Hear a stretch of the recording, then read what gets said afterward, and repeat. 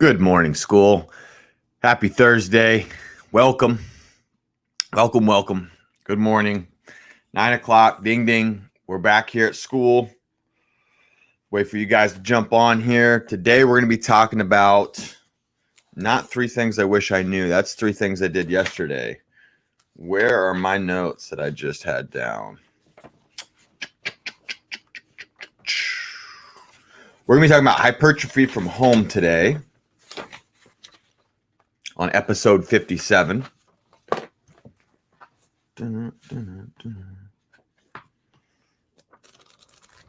As I try to find my notes here. Oh no, where are the notes at?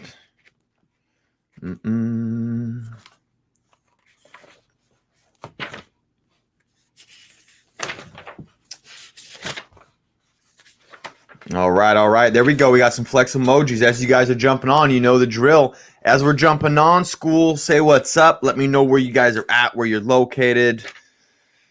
Say hello. Say good morning. Flex your muscles in the comment section.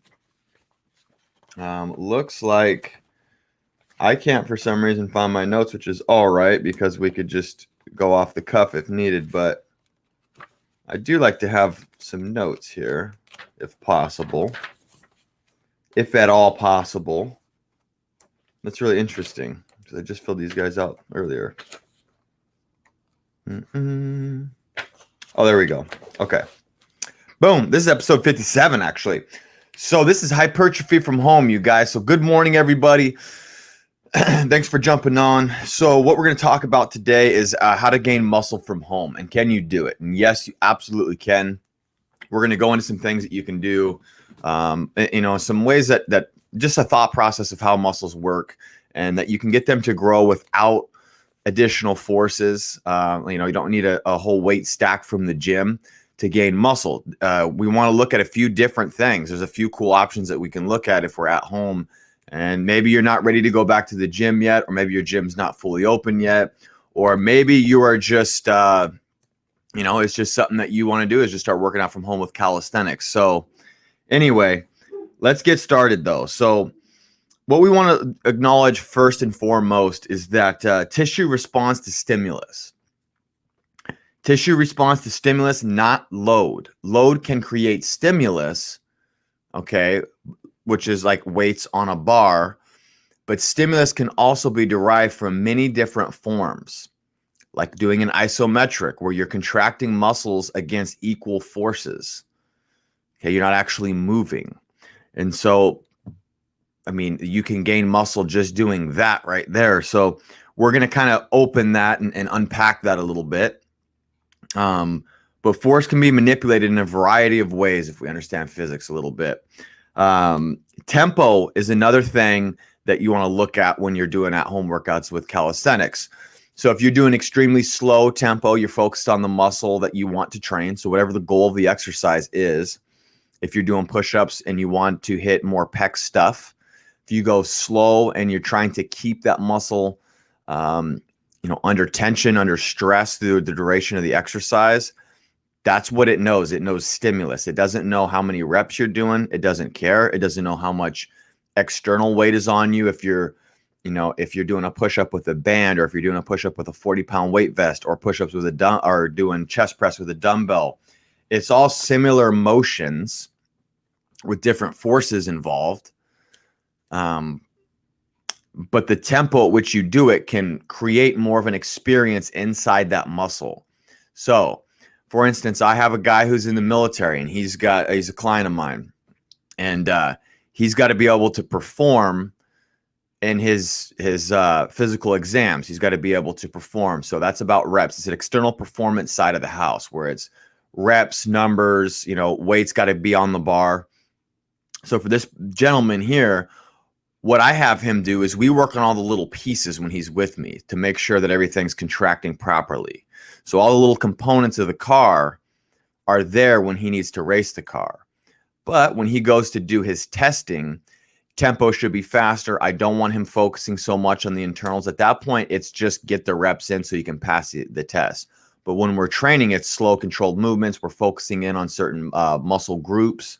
So tempo is a big one that you can manipulate while you're at home to do to get more load involved in that muscle. Okay, get more of a challenge to that muscle. The next thing is frequency. So frequency will send signals, obviously more times than not, depending on how you're going to manipulate that. But you could also look at frequency several times a day. So if you drop down and you do 100 push-ups, 100 squats, 100 crunches, and you do that 2 times a day or 3 times a day, you're sending this muscle building signal 3 times a day, okay? Or, 2 times a day, or whatever you choose to do. Every time you exercise, you're going to cause muscle protein synthesis, okay? And so when you exercise and you use your tissue, you're actually sending out this anabolic response to your body, okay? And that's not dependent on rep ranges. That's when you use your tissue, you're sending this biochemical signal throughout your body to that you need the muscle, right? That the muscle needs to recover. So the more you do that, obviously everything's a continuum here. If you just work out all day long, you're going to get really catabolic. But if you do that throughout the day and you have your stress under control and you're not stressed out the rest of the day, that might be advantageous as well. If you drop down, do, several hundred push-ups spread throughout the day, or whatever it is, like I said, squats, or if you have little weights around and they're really light, maybe you do some curls or whatnot. So all sorts of cool stuff you can do there. Exercise improves insulin sensitivity and weight distribution. Calorie distribution. I wrote the wrong thing there, not weight distribution. Exercise improves insulin sensitivity and calorie distribution. And so what happens if you're doing this several times a day, each little workout, each little bump that you do, it's going to increase muscle protein synthesis, but it's also going to increase your insulin sensitivity. So this might be cool to do right before meals as a quick little workout, like a 10 to 15 minute workout several times a day. And then this leads into, how does a muscle grow? So let's talk about how muscles grow. There's 2 theories on it, right? All this stuff is theories, you guys. I've been studying this stuff for a long time. There's not just like this one path, unfortunately. The more I've learned, the less I know. But I've been a student of the education of physiology for a long time. So the 2 main theories are mechanical stress or mechanical damage. So that would be like heavy load. So if you're thinking low repetitions, you could do low repetitions with push-ups if you manipulated the forces you don't see enough. If you there's certain things that you can do to play around with that. But if you end up having to do high repetitions because it's body weight stuff and you're strong and you have endurance, that's going to fall under metabolic waste and metabolic stress. And so that's another way to make muscles grow. And so typically speaking, generally speaking, the theory of mechanical damage is going to be one that thickens myofibrils, which are the actual muscle fibers themselves. They don't have a lot of capillaries around them, so they don't get a ton of blood flow. That's why they don't have energy or endurance, rather. But these guys, they grow back thicker and stronger, and you get stronger, right, in whatever specific movement you're doing.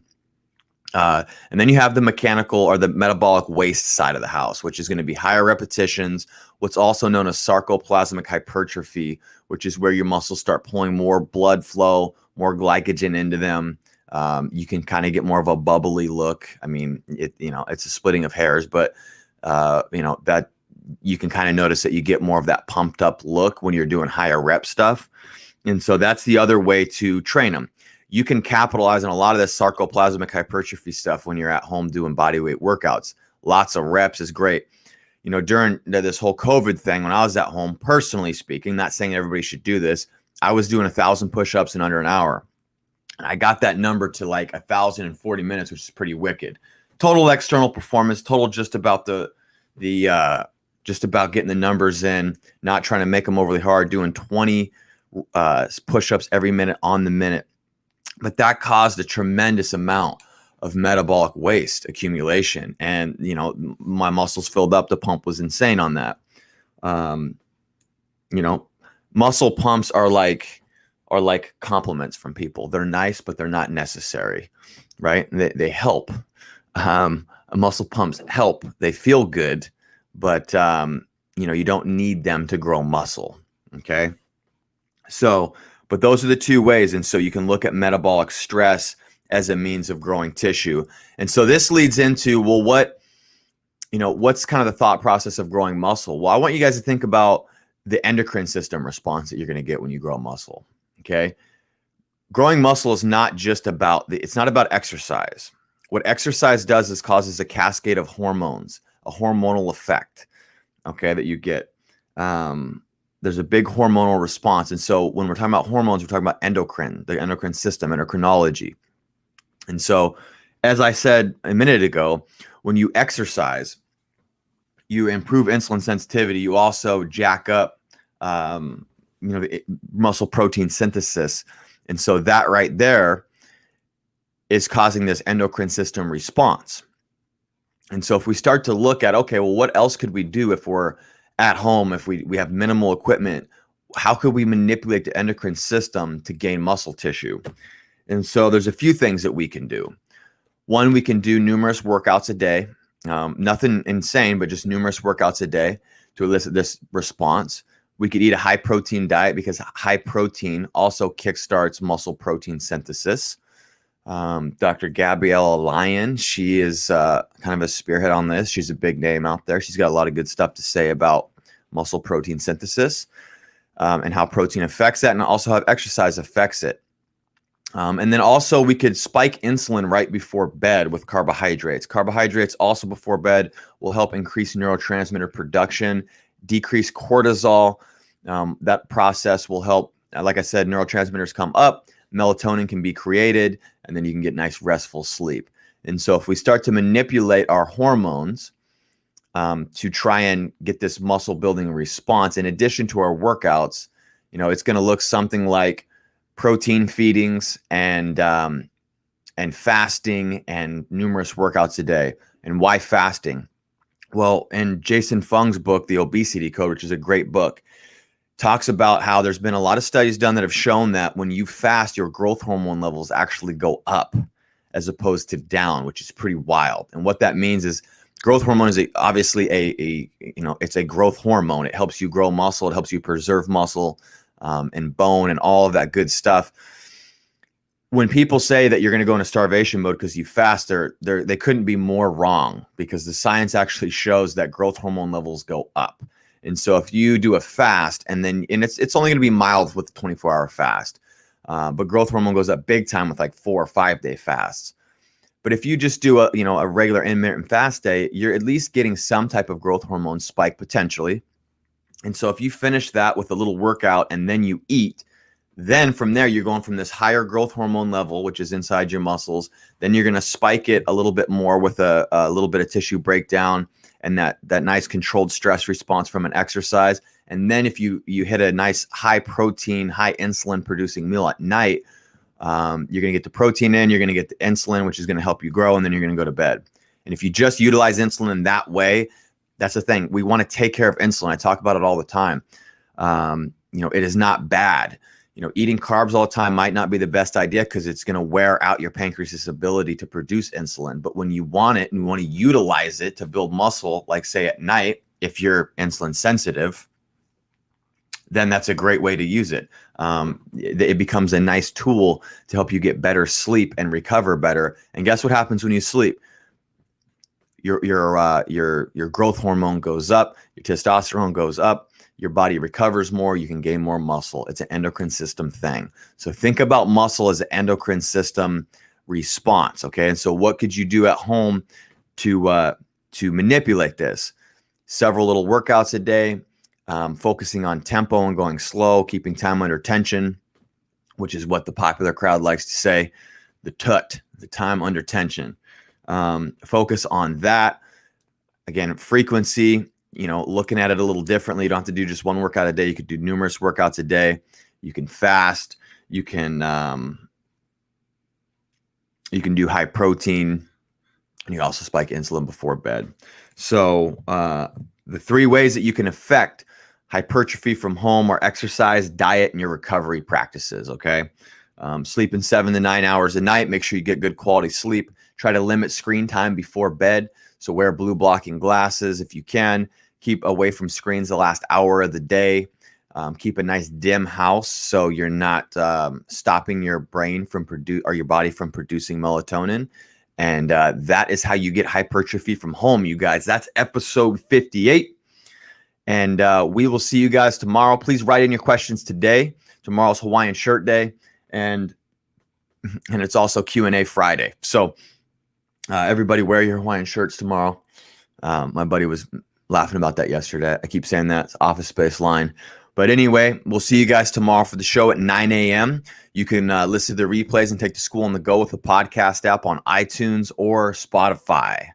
Okay? And these episodes are, you can watch them on Facebook, YouTube, and Instagram. Go to YouTube at The School of Shred. And then Facebook is School of Shred Podcast. And Instagram is at John Reed Fitness. Love y'all, beautiful people. Have a good day. Happy Thirsty Thursday. That's episode 58. With that, I want you guys to stay strong and healthy in body.